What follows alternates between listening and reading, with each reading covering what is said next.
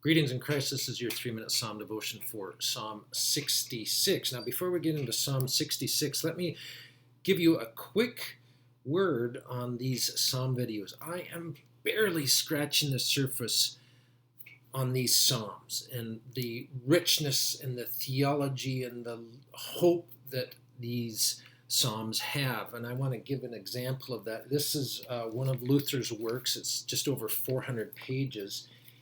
And he covers 7 Psalms in this whole book. 7 Psalms. That's like 60 pages per Psalm that he covered. You know, they're Psalm 168, 82, and so on. So I'm barely scratching the surface.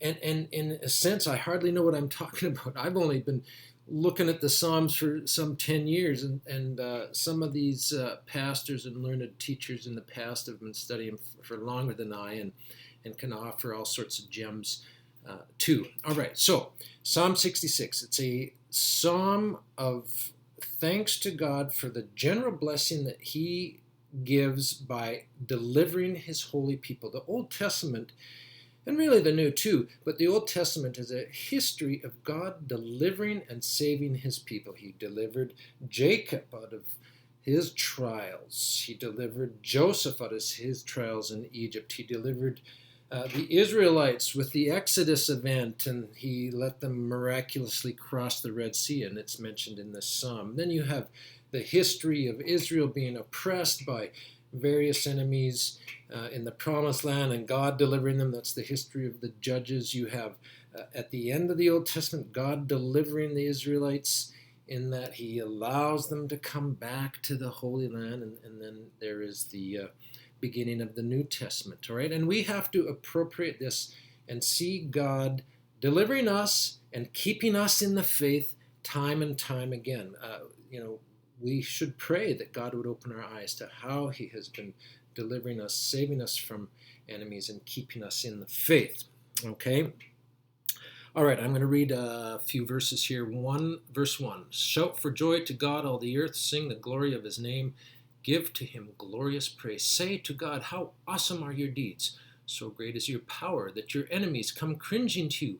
All the earth worships you and sing praises to you. They sing praises to your name. Come and see what God has done. He is awesome in his deeds toward the children of man. He turned the sea into dry land. They passed through the river on foot. Okay, there's the reference to God delivering the Israelites through the Red Sea. Now I'm going to just skip to verse 13.